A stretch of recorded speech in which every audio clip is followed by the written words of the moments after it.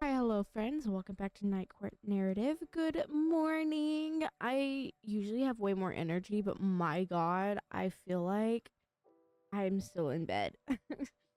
Welcome to Spooptober. Oh my goodness. I'm so excited. I love Halloween so much. Oh, so much. Um, it is finally Spooptober.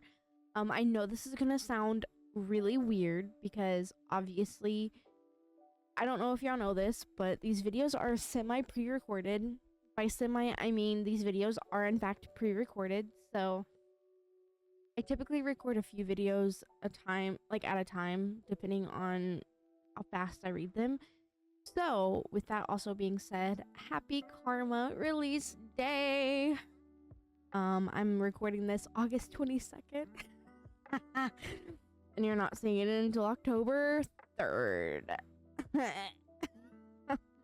It's fine. It's fine. Don't worry about it. So yeah, I'm doing all my spoopiness in August and it feels very weird, but you know what? Stress from a solo podcast host I've been feeling it.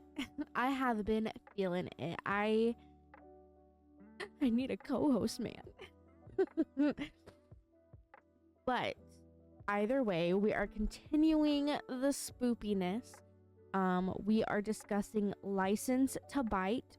I'm going to butcher this name. It is Carrie Polkinen? Maybe? I don't know. Okay. Let me think. And let me do the woo-saws for 2 seconds because how the fuck am I supposed to even do this review? Oh, because okay. I gave this book a 1 star.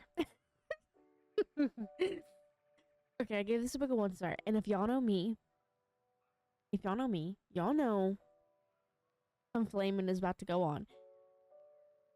You know, I'm trying to turn over a new leaf and I'm trying to be a little nicer. But when something is a hot steaming pile of shit, it's a little harder. Okay, no, it's fine. It's fine. Okay. So, summary of License to Bite. It is supposed to be a comedy romance. These 2 women, friends, one's a blogger, one is, I guess, along for the ride. They're from Texas. We'll get to that. We have the daughter of the chief of police or some shit. I don't fucking know. They're all the fucking same. Anyway,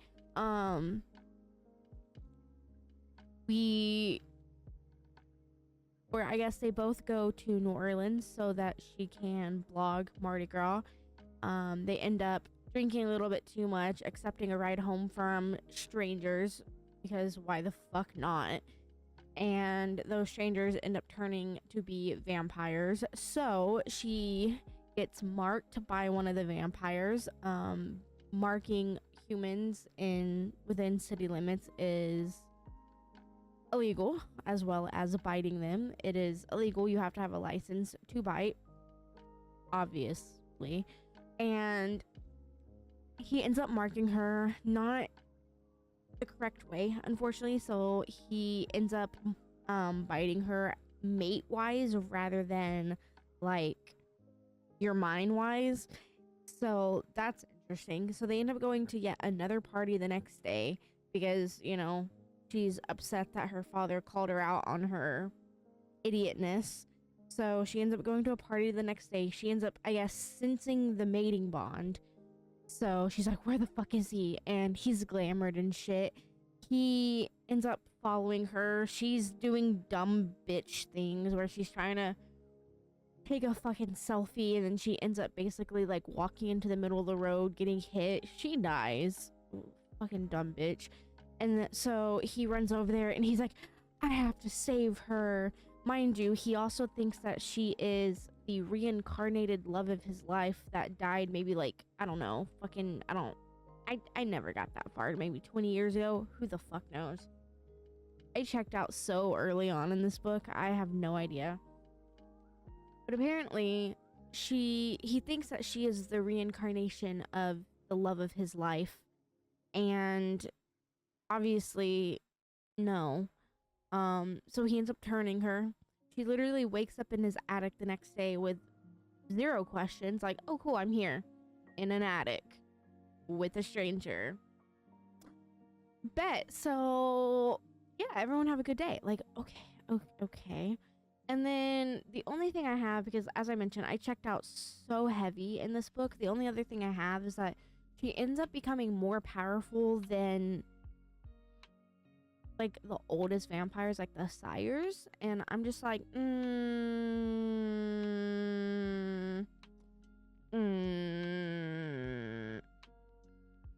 you returned like an hour ago, bitch.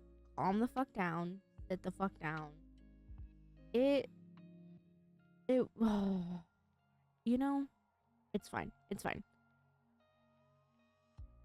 All right, so as we begin, I know you guys never see skips in my videos. I'm a dumb bitch as well. I forgot my notes in my bag, so I had to get up and get my notes. And I didn't want to like make y'all wait, so I like paused the recording and then went on with my life, yeah? But, okay, so we do have our female main character, Jane, and we have our male main character, Ethan. Ethan is a fucking weirdo. Jane is...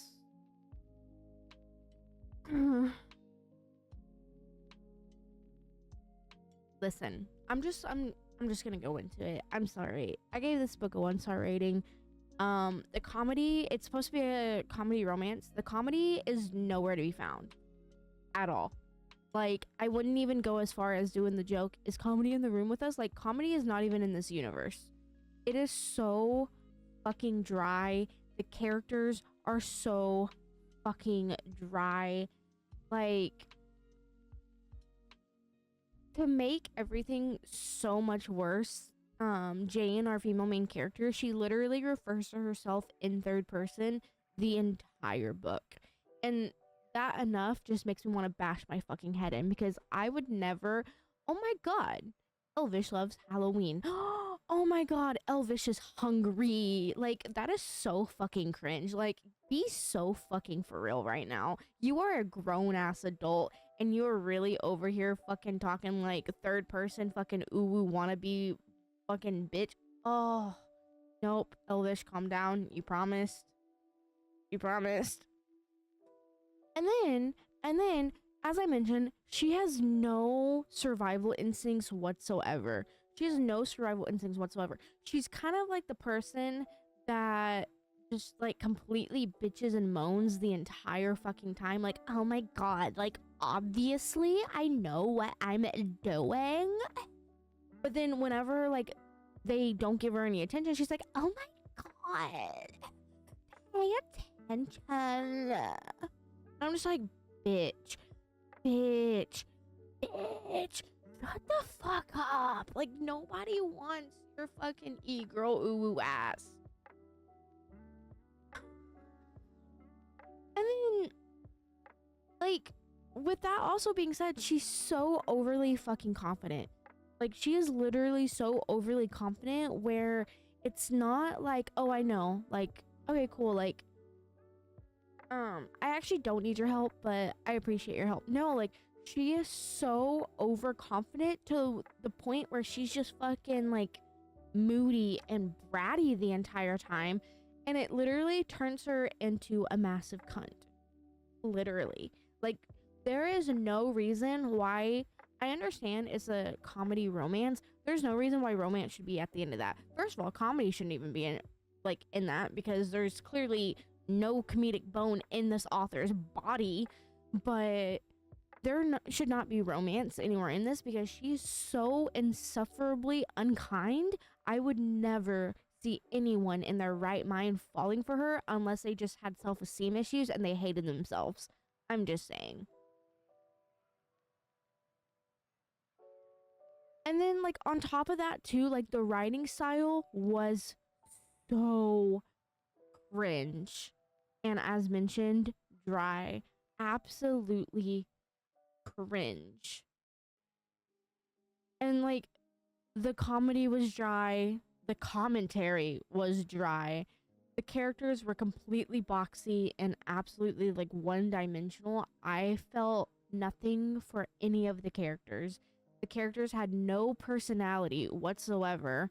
I mean, I guess if you think dumb stereotypical redneck blonde is a personality, then I guess the author nailed that on the head, but that's fine. And then like, what is with authors, right? Doing the stereotypical shit. Like what is that? Like, okay, so you have them from Texas. Perfect. Perfect. You know, I love my state. I love it. You know, that's cool. I grew up here, lived my entire life here. Perfect. I love it. What is this whole redneck, whole wannabe yeehaw bullshit? First of all, these like fake ass stereotypical like accents that you're wanting to give people, and like the mannerisms you're wanting to give people, y'all realize those are fake, right? Y'all realize those are fake, right? Never in my right mind, and I have been down south as south can go, never in my right mind have I heard anyone say, and I fucking quote, bitch, "Holy gosh, jeez. Oh my god." Like, what the fuck? What the fuck? Like, literally, if you're going to do the whole stereotypical, like, bitch, where the fuck even are you from? Let me, no. You know I'm mad when I have to deep dive into these bullshit ass writers. I'm sorry, I'm mad. I'm fucking mad. Where the fuck are you from? Let me see. It doesn't say on Goodreads, so let's talk to Daddy Google. Harry Polkin. Oh, yes. Where are you from? Don't fucking smile at me like that. Fucking weirdo. I'm so pressed right now. She writes like oh.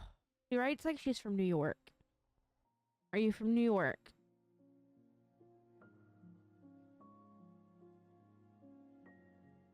I don't know where she's from. Either way, if you can't do a book without the typical stereotypes and without being, I mean, I'm not offended personally, but if you can't be like genuine about it, and if you can't be like non-confrontational and like non-offensive about it, and I'm never one to say that about anything, just don't do it. Don't do it, because this whole, I'm so sick and tired, and I mean, I am sick and tired of these authors thinking that they can write about Texas being all fucking yeehaws, and like, we do not, against popular belief, right? We do not ride horses to work.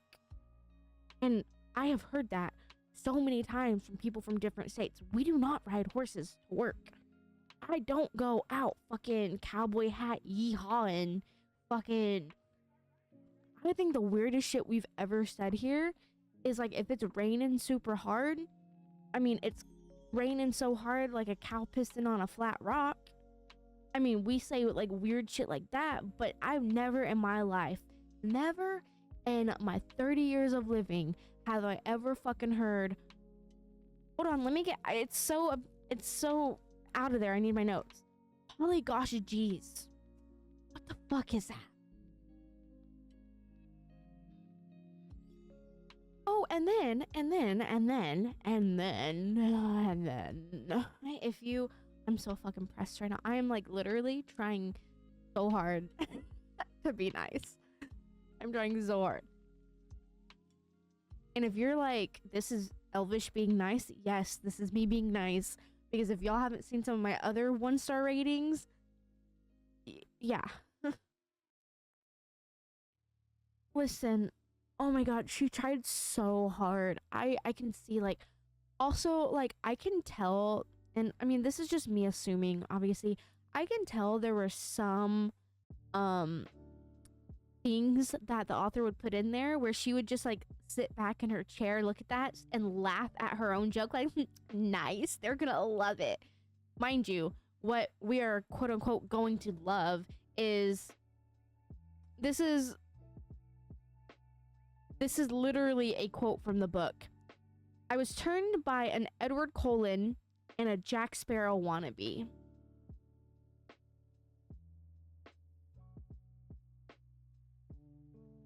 Even the crickets are silent.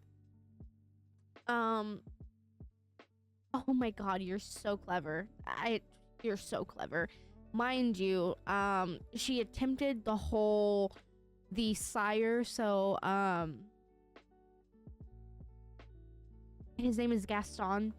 The sire of Ethan was, I guess, drinking, and he was leaning against the wall and did the whole comedic relief fall off the wall. Oh no. So she already called Ethan Edward, because he's a vampire, obviously. Ha ha ha ha ha ha ha. And because the sire Gaston is drinking and stumbled, he is Jack Sparrow. Ha ha ha ha ha ha ha ha. And then, like, there is zero chemistry. Even the friends, I'm pretty sure, because like I said, the writing style was so cringe and the writing style was so lackluster. There was zero dynamic and zero depth and zero substance to any part of this book. And I'm talking about the plot, I'm talking about the comedy, I'm talking about the chemistry, I'm talking about development. Like, there was no development whatsoever. There was no plot whatsoever. There was nothing in this book. It was just dry. It was like if you get a nice big fluffy bag of Lay's and you're like, man, I'm gonna fuck this up. You open it, there's 2 chips in there, the rest of it was pure air. That's what we got in this book. A pure load of nothing. This book was free.